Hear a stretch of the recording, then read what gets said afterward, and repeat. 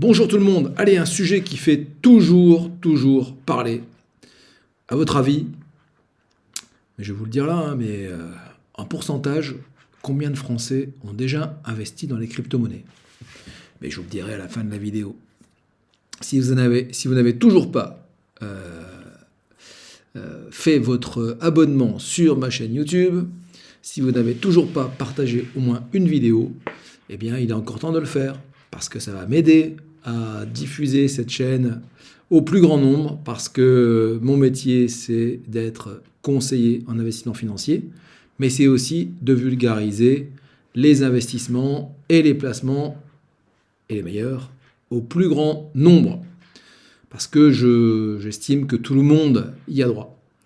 Alors aujourd'hui, il ne s'agit pas d'un placement majoritaire dans un patrimoine, mais ça peut être intéressant d'en avoir une toute petite partie, dans son porte-monnaie, entre guillemets. Alors les Français toujours plus attirés par les crypto-monnaies, oui, effectivement, c'est quelque chose qui évolue plus ou moins rapidement en fonction surtout des performances. Et là, il faut arrêter d'avoir un comportement moutonnier, c'est-à-dire que quand les cryptos explosent à la hausse, tout le monde va s'y mettre, mais c'est déjà trop tard. Et quand, depuis 1 an et demi maintenant, elles sont en difficulté, même si le Bitcoin a repris 80% depuis 3-4 mois, eh bien, tout le monde les ignore. Or, c'est un peu comme la bourse. Le comportement idéal, c'est d'investir au fur et à mesure des petites sommes sur le long terme. Et là encore, c'est un peu comme dans la bourse ou l'assurance vie. Encore faut-il savoir quoi mettre dans son portefeuille de crypto-monnaie. Il faut donc bien savoir choisir ses projets. Alors qu'est-ce qu'elle nous dit, la journaliste ou le journaliste? On va voir qui c'est en dessous. Malgré une année 2022 chaotique pour le marché des cryptos, les Français n'ont pas boudé cette classe d'actifs spéculative. Ça dépend lesquelles. Hein. Une étude révèle même que l'adoption des crypto-monnaies a continué de progresser, de même que celle des NFT. Ouais, j'ai lu des trucs encore. Les NFT de Donald Trump, les NFT qui atteignent des prix de malade, des NFT de comment s'appelle-t-il? Non, c'est pas possible d'oublier son nom. Écoutez, ça me revient pas. Donc, Thomas Pontiroli, il s'appelle pas Thomas Pontiroli, c'est le journaliste, et on le remercie. Rien ne semble entamer le pouvoir d'attraction des cryptos en France, malgré un léger ralentissement de la dynamique. D'après une étude menée par Ipsos et KPMG pour l'Association pour le développement des actifs numériques, là-dedans, 9,4% des Français déclaraient posséder des crypto-monnaies en 2022. Vous avez la réponse. Pratiquement 10% des Français ont de la crypto. Ça m'a surpris, franchement, je pensais que c'était moins que ça. Donc depuis 2-3 ans déjà, ça a très bien évolué. C'est un peu aussi grâce à des conseillers comme moi. Donc pour vous raconter la petite histoire, moi j'étais déjà passé professionnel entre guillemets dans mon nouveau métier que j'exerce depuis 5 ans maintenant. Et j'en avais assez de subir le sujet parce que j'avais l'avis de tout le monde. C'est-à-dire que les cryptos, c'est l'escroquerie, les cryptos, c'est n'importe quoi, les cryptos ci, les cryptos ça. Donc je parlais comme quelqu'un qui ne savait pas. Donc je me suis formé, je me suis payé une formation. Et j'ai compris que le sujet devenait incontournable, était déjà devenu incontournable, en comprenant cette sorte de disruption qui allait se produire, notamment avec les cryptos actifs, et plus largement aussi les blockchains. Alors, on nous dit quoi? Ils étaient 8% en 2021 et 3% en 2020, vous voyez, donc effectivement, ça a triplé en 3 ans.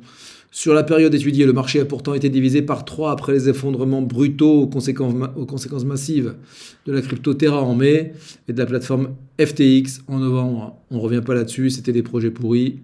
Mais quand c'est pourri, on ne peut pas le savoir. Hein, donc, il faudrait creuser. Et même quand on creuse parfaitement bien les documents, c'est très compliqué d'anticiper ce genre d'arnaque. Pour lisser les effets de ces cracks, les auteurs de l'étude ont fait déborder leur enquête jusqu'en mars 2023 afin de mesurer si la chute de FTX intervenue en fin d'année avait dissuadé certains à l'investissement. Certains candidats. C'est l'inverse en fait. Avec la reprise du cours des cryptos depuis janvier, plus 77% pour le Bitcoin, nous voyons une hausse nette des adoptions avec environ 100 000 Français en plus, assure Stanislas Barthélémy, manager chez Cryptos and Web3 chez KPMG France. Un Français sur deux reste réticent, et oui, j'en ai dans mon entourage proche. Petite pensée pour certains de mes bons potos.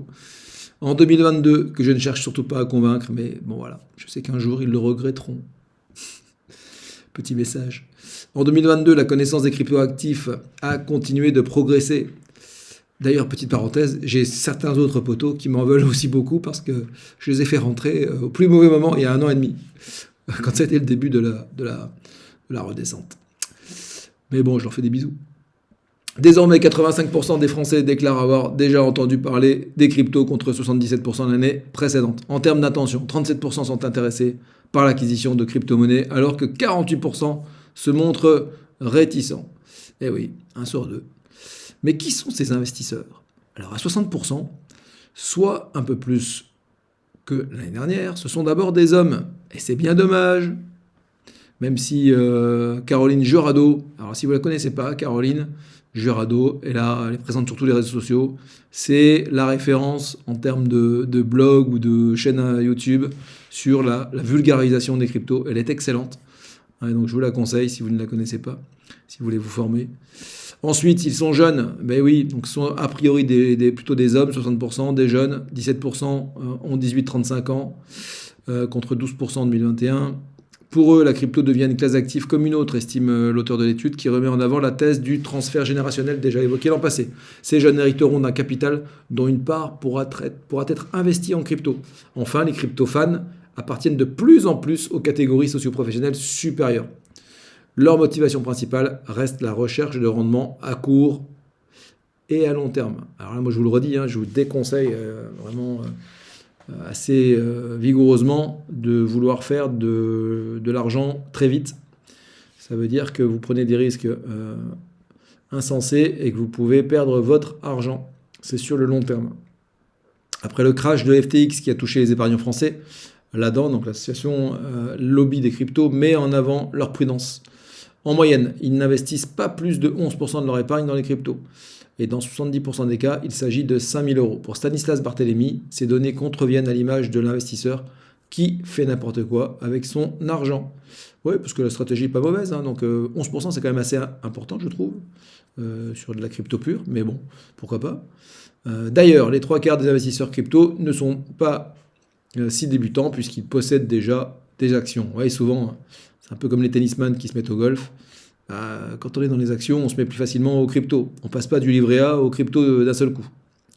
Le chemin est long si vous êtes que sur le livret A. Mais j'ai des bonnes formations et des bonnes vidéos pour ça, qui vont vous guider et vous aider à sortir de l'ornière. Alors, on nous parlait de Coinbase en plus. D'ailleurs, petite parenthèse, autant il y a 1 an et demi, je critiquais énormément le livret A parce qu'on était à 0,5%. Depuis qu'il est remonté à 3%, et c'est plus si ubuesque que de laisser son épargne aujourd'hui. Donc, travailler un peu, puisque c'est de toute façon totalement liquide et défiscalisé. Donc, on nous parle de Coinbase. Malheureusement, l'étude ne dresse aucun état des lieux, des gains et des pertes. Or, nul doute qu'une année aussi chahutée que 2022 aurait été riche d'enseignements. J'ai du mal. Elle pointe cependant que ceux qui ont abandonné les cryptos en 2022 sont ceux disposant des plus faibles revenus. Et là, on en revient au mindset. C'est-à-dire que si vous vous lancez et que vous vous abandonnez au milieu du gué, parce que ça baisse, parce que même ça s'écroule, 80% de pertes sur le Bitcoin en 2022, eh bien, voilà, c'est que vous avez manqué de formation et vous avez manqué de mindset. Et ça, mes clients n'en manquent pas. Je me permets d'insister, puisque dans les formations que je leur transmets, notamment sur la bourse et les ETF, il y a une partie mindset, c'est très important, une partie état d'esprit, si on parle français. Oh, j'en ai marre qu'on nous parle d'FTX, FTX, machin, voilà, track. On va parler plutôt de Revolut, Lydia et NFT. Donc, il est intéressant de noter aussi que les fintech Revolut, à hauteur de 20% et Lydia 13%, sont aussi plébiscités par les Français. Je vous recommande effectivement vivement Revolut si vous cherchez un moyen de paiement parallèle. C'est vraiment une très très bonne application, même si ma chouchou, et vous le savez bien, c'est l'application Actio. Et je vous mettrai dans les commentaires, dans la description, le lien pour aller voir qui est Actio, qui est cette start-up française qui est en train de révolutionner complètement le paiement, le transfert d'argent, le placement dans les cryptos, le placement dans les actions bientôt, tout ce qui est stacking. Vous allez pouvoir donc placer votre argent à des taux bien supérieurs à ceux du livret A, à entre 10 et 16%. Oui, enfin, je sais que vous allez me prendre pour un uluberlu quand je vous énonce ces taux-là, mais allez voir si vous ne me croyez pas. D'ailleurs, ne me croyez pas. Allez voir. Voilà. Et donc, un jour, je partagerai. C'est difficile sur l'application parce qu'il n'y a qu'une application pour l'instant. Il n'y a pas de site internet sur Actio. Des offres respectivement proposées en marque blanche par les plateformes Bitstamp et Bitpanda. Pour Stanislas Barthélémy, l'éclaircissement à venir de l'environnement réglementaire européen avec le vote final du règlement MiCA cette semaine pourrait débloquer le canal bancaire comme nouvelle façon d'acquérir des cryptos. Une demande d'ailleurs formulée par les sondés. Une autre catégorie de cryptoactifs attire les investisseurs hexagonaux, les NFT, ce qu'on appelle des non-fungible tokens, des jetons non fongibles. Alors que ce marché a été divisé par 10 en volume en 2022, il y a eu la folie des NFT sur l'année 2021, fin 2021, et puis la folie contraire, donc toute l'année 2022. Donc le nombre de Français, c'est en train de reprendre là. Le nombre de Français qui en détiennent a doublé de 2 à 4%. Au centre de cette évolution, les jetons proposés par les marques. Ouais, je pense notamment, j'ai envoyé un lien à mon fils sur des NFT qui sont créés par Nike et sur les Air Force One notamment. Voilà, donc je vous mets dans la description le lien pour Actio. Si vous avez envie d'investir sur les cryptos, eh bien écoutez, vous pouvez cliquer sur le lien et bénéficier de mon accompagnement pour vos premiers pas dans l'achat d'un peu de Bitcoin, d'un peu d'Ethereum et d'un peu d'Actio. Voilà, je vous embrasse et j'espère que vous avez déjà liké sur la vidéo. C'est vraiment un réflexe à avoir. Quand on arrive sur mes vidéos, bim, le pouce bleu, c'est le réflexe. C'est une manière de me dire merci. Si vous attendez de savoir, parce que vous ne me connaissez pas, si ça valait le coup d'appuyer, eh bien c'est que vous ne me connaissez pas encore trop bien. Parce que généralement, les sujets que je choisis, très souvent sur le site des Échos, donc sont surtout choisis parce qu'ils vont constituer une plus-value dans votre patrimoine. Allez, bonne fin de journée, à très vite.